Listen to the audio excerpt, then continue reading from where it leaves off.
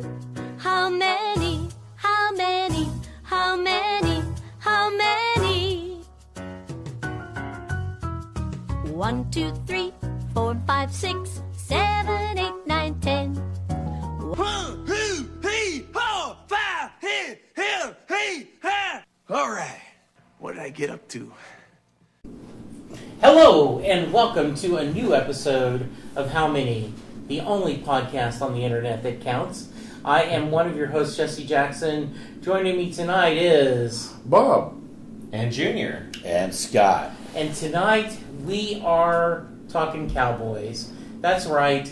Even though the season is over and we have gone through our stages of grief with the Cowboys screwing the pooch, we wanted to spend a few minutes wrapping up the Cowboys season and talking about the playoffs in general and any future thoughts. So, who wants to start us off?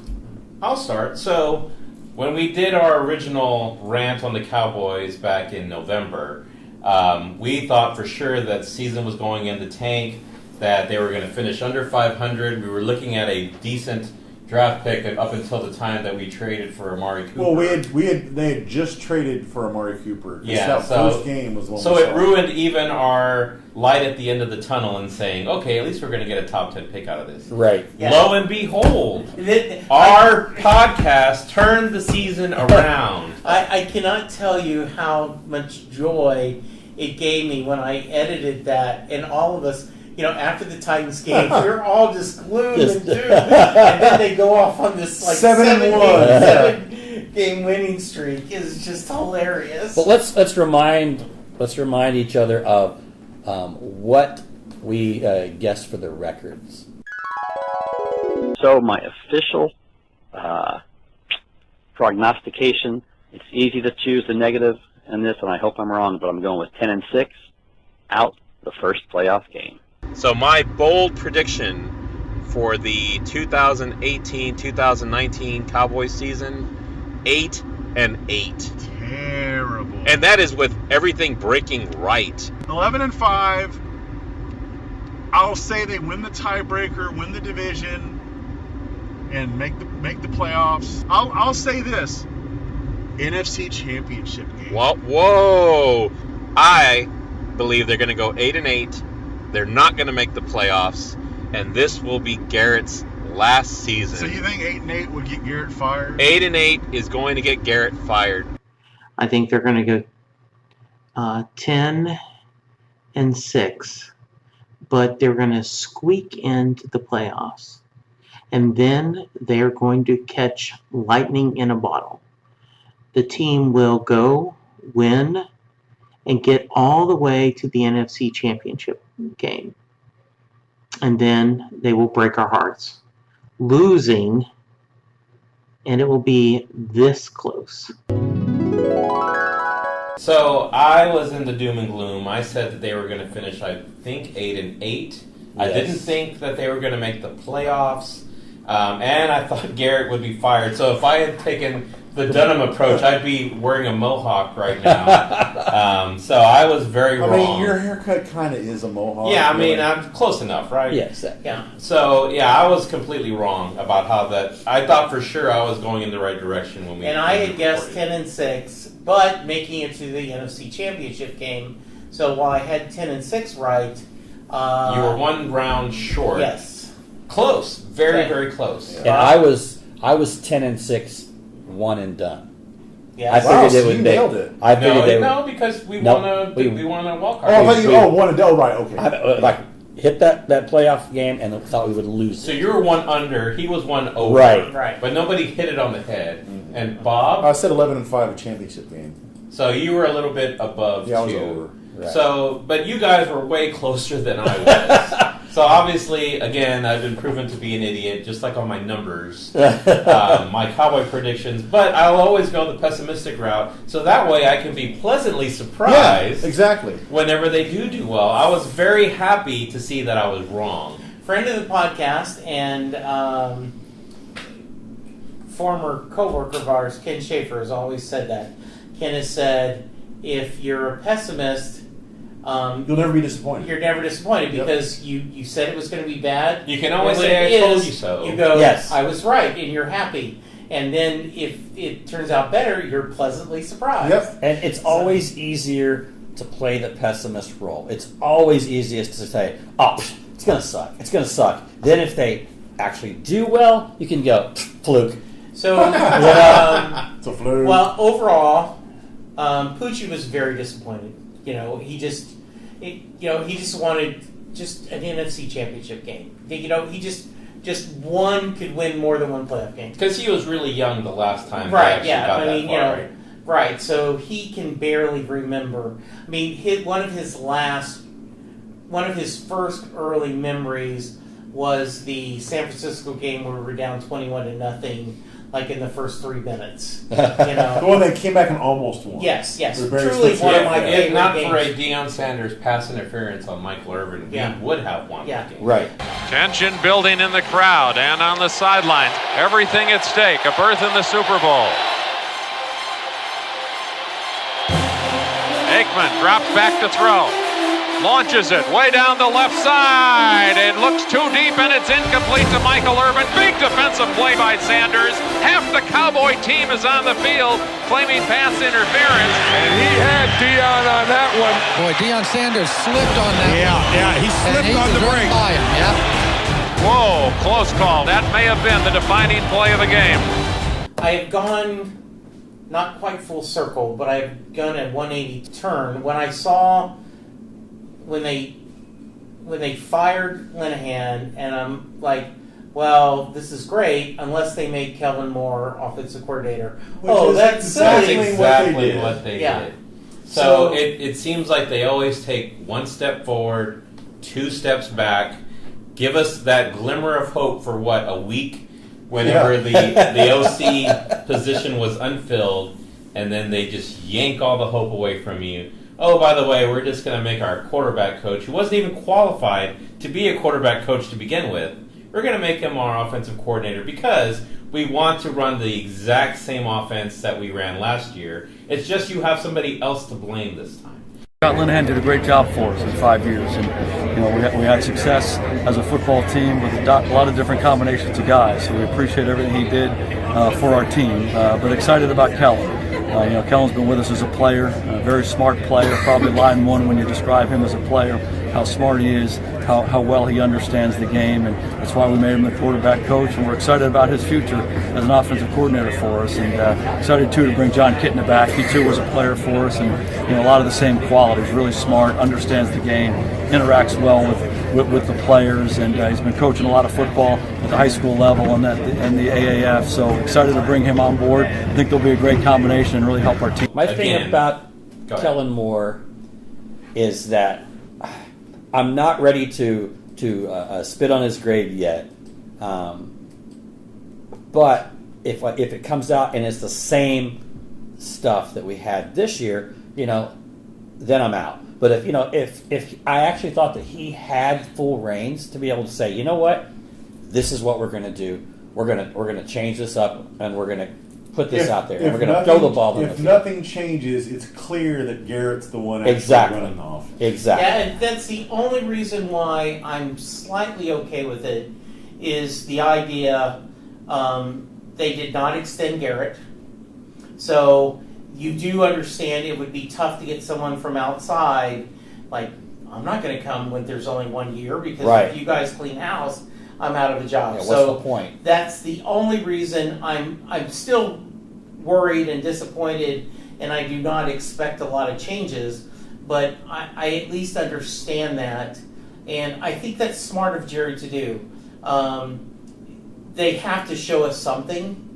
I'm very happy the defensive backs guy did not get taken. Chris Richard. Yeah, in fact, I would almost wish that we could. That's probably Jerry's backup plan. I think Jerry thinks, okay, if Garrett doesn't get it done this year, I'm going to go hard after Peyton. But if I can't get Peyton, I'm fine just making Chris Richard the head coach. And just bringing somebody else in to run the offense, Yes. like some hot college OC or head coach that's running one of those I really think- dynamic college offenses. To a certain extent, I think that's what they're looking at more as being, as this young gun.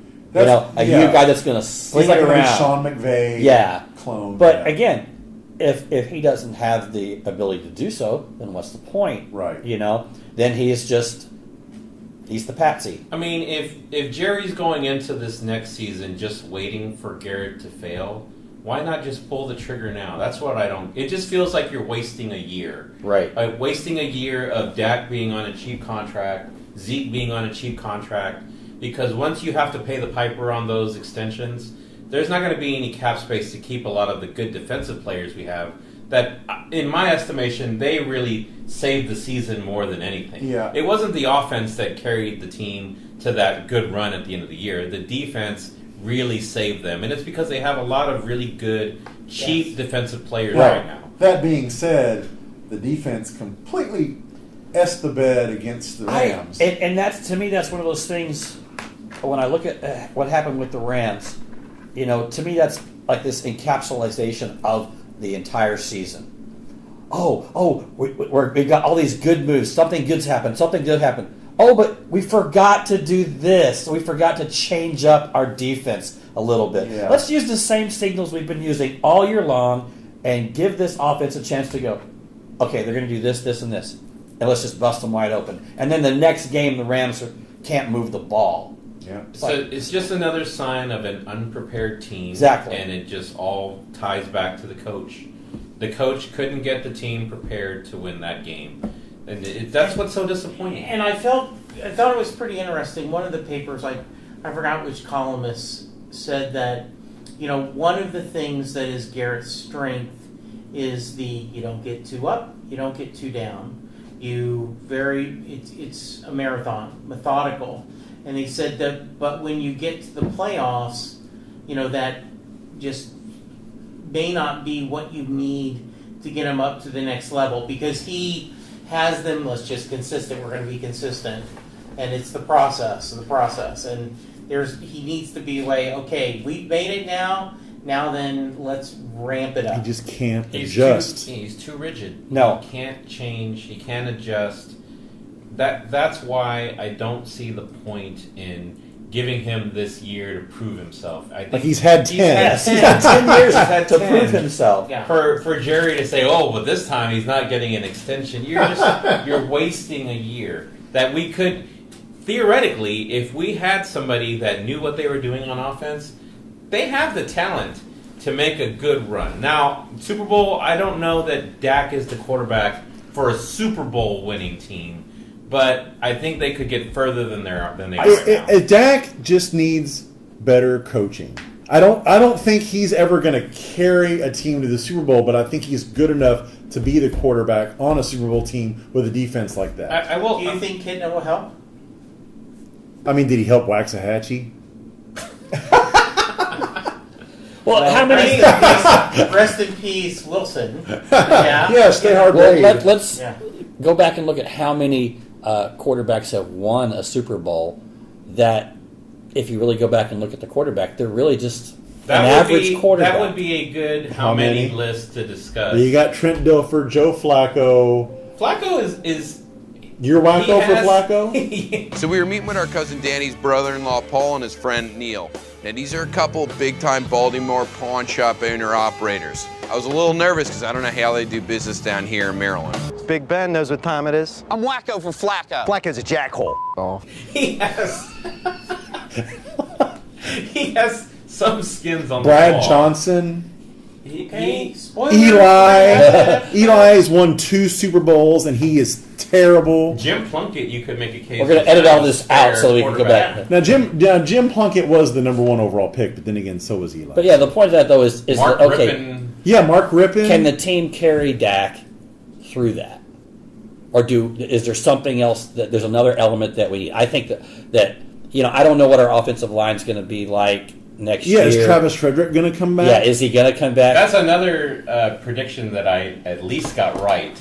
Bob thought he was going to be back within the first 6 weeks of the seaon. Or by mid-season, or by I told you Thanksgiving that guy will be lucky to see 2020. like live? Yeah. that Robert Guillaume disease that he's got. He doesn't have Benson. One of the big losses and storylines of the year is Travis Frederick just went through Baron Munchausen syndrome or whatever he's got. He wasn't killing his kids, you idiot. He has some kind of disease. He's all aided up, so he's going to be probably gone for the season, which is definitely going to hurt their offensive line, right? He's gone for the season. He'll be back. At least the first half of the season, right? Will you agree to that? They're going to put him on injured reserve so they can open up a roster He may spot. miss a couple of games. Well, but seriously, do you think that they have a team around him that can carry, or what element does it need to go to be brought in there to actually get him further? I don't think, coaching. He needs coaching. He needs coaching. I don't think Kitna, even though he has more skins on the wall, obviously, than Kellen Moore did, I don't think he's enough of a mentor to be able to change what's wrong with Dak, which is he's just not an accurate thrower. No. That is he needs to be throwing the ball through the tire, doesn't he? Nonstop. That's how he used to spend the summer. That is the biggest handicap that this team has. He's just not accurate when it counts the most. Right. And I don't know that that's something you can just coach out of somebody.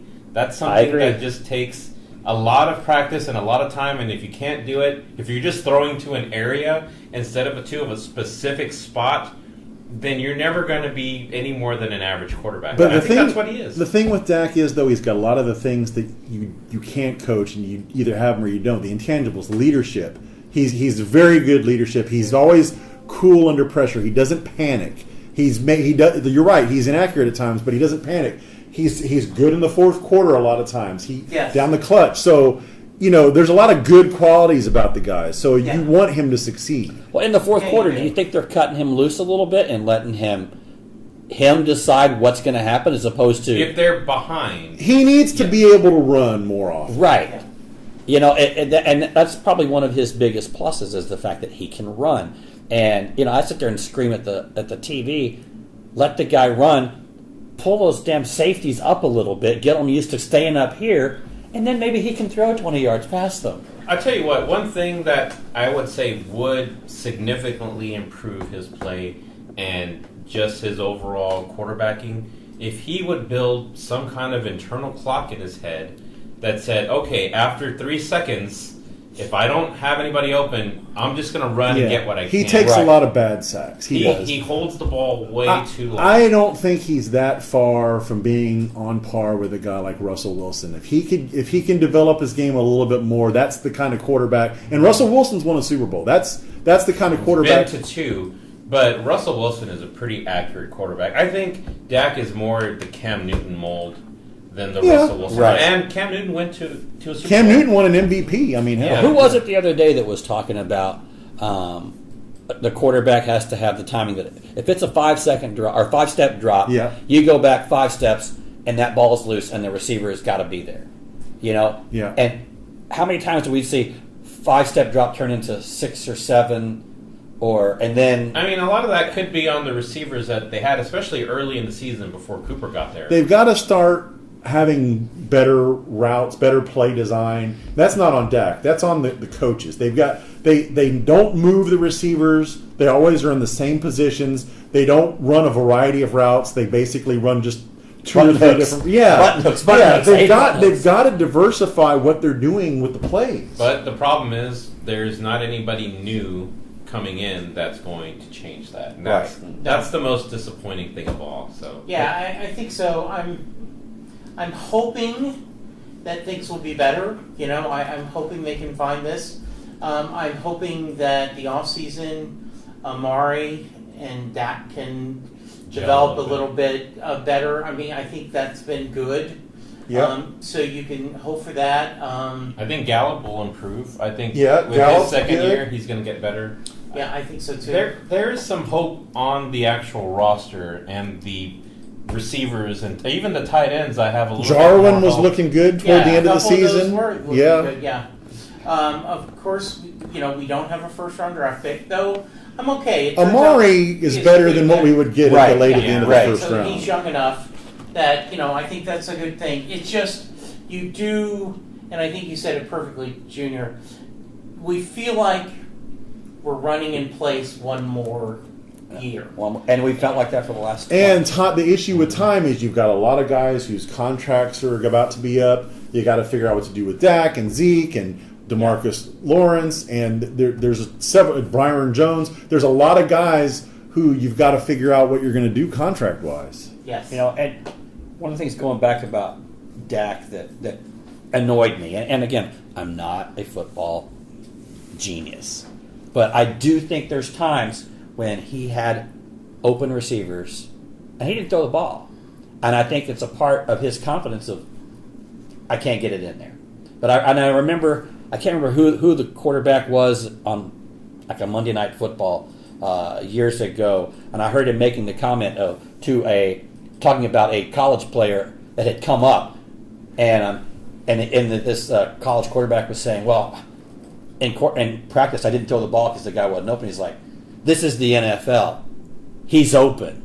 It's one step. He's open. You got to trust your receivers. You've got to throw that ball." Well, and not only that, you got to trust your arm. So yes. How much of it was him thinking, I don't think I can get the ball in between these two defenders? Right. He does tend to be very cautious about interceptions, which is good for the most part, but sometimes you overthink it, and that fear gets into you, and then it holds the ball too long, and then nobody's open. Yeah. See, and I think what you were mentioning earlier about getting let loose in the fourth quarter, I think in those situations when they're down, he has no choice.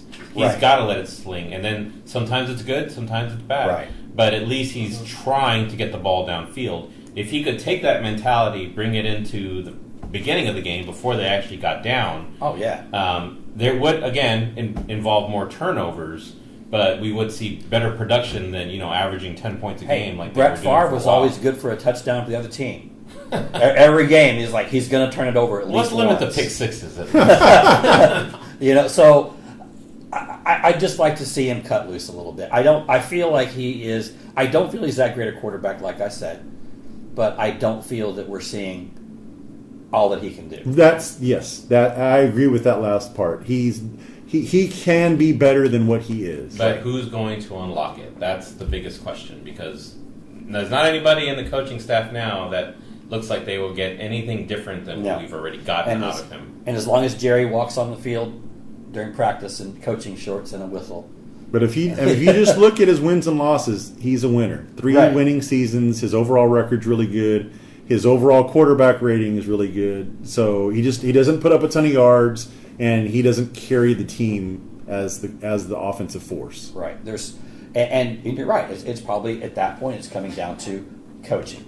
So if we were going to give the Cowboys season a grade, Bob, what would you give that grade? The final grade? Final grade, including playoffs. B+, I think. I would say B or B+, because it was impressive. They went 7-1 in the second half. They were able to incorporate Amari effectively. The defense was really good for the most part. So I think the Rams, it wasn't disappointing that they lost to the Rams. It was how they lost. That was disappointing. Scott? I'd give them a C, because you did all right during the year, but you failed the final. And it wasn't just failed the finals, like you said. They blew the final. Yeah. And when the final counts 3 times, towards your final grade, I'm sorry. I'm with you on that. I think I would say it's a C also, because they were an F the first 8 games. They were, and they were a B+. I would say almost an A during the last 8. So if you average those together, it's a C. Plus, they won a playoff game, and then they shit the bed. But I think they've got to get credit for winning the playoff game. Yeah, so I agree. I would give him a B because they made the playoffs. Won the division, which I know doesn't mean a lot, but look at the division. It does. And then winning, I would have given it an F if they had made the playoffs and lost. Right. Because then you're like, what difference does it make? Yeah. But by winning one game, against a good team. Seattle's a good team. Yeah, Seattle's a good team. So I'm giving it a B. I want them to do more. Yeah. And I'm sure that there are teams out there that fans would love that my team would wins get that their far. division, Right. wins a game. But I think They've kind of hit a ceiling. It's yes, like they that's can't. it. Yeah, They that's can't get what's- past yeah, that. and that's what's bothering me is they need to get past that. Slap, slap, slap. Yes. Exactly. Did I Rhythmic slapping. tell you guys what I did after the Seahawks game? No. Did you see it? I should say that. I saw the Seahawks. Because I went, what I did, I went live. And because my neighbors across the street, huge Seahawks fans. Really? Huge. They got the flags out. Everything is Are they painted from the that colors. area? I think so. Oh, okay. But their garage, because they live in their garage because they're heavy smokers. But everything's Seahawks They are colors, inseparable. everything. But anyway, so like a year or so ago, I bought one of those little laser lights you put in the front yard and it projects up on your house, and it's the Dallas Cowboys stars. Okay, so I put that up there, and I put it out just before the playoffs, and then my neighbor across the street, I come out one day, and she's putting her Seahawks one up on the house, and she's like, oh, she had lights like yours? She's talking trash to me. You better get ready to shut your lights off. Blah, blah, blah, blah. And I'm like, we'll see. Even though I thought the Cowboys were going to lose. Went over to my friend's house. Cowboys win. So you watched at their house? No. Oh, That's okay. some other friends of ours. And we come home. It's dark. Their light is out. Their light is out. And ours is on. So I just went, yeah, I'm doing this. I put an extra long extension cord on it. And I went live and took it across the street and stuck it in their front yard. Putting the stars on their house. Oh, that's Did they awesome. come out? No, he didn't come out that day, but the next day when he was home, I went over there and they were out in the garage and I stuck it in there and I put it up on the house. And I was like, dude, I like the lights on your house. He's like, what are you talking about? I said, man, I'm digging the new light on your house.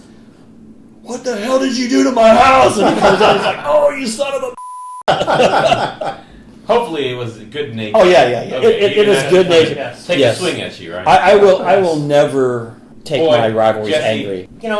I think we'll continue to be fans.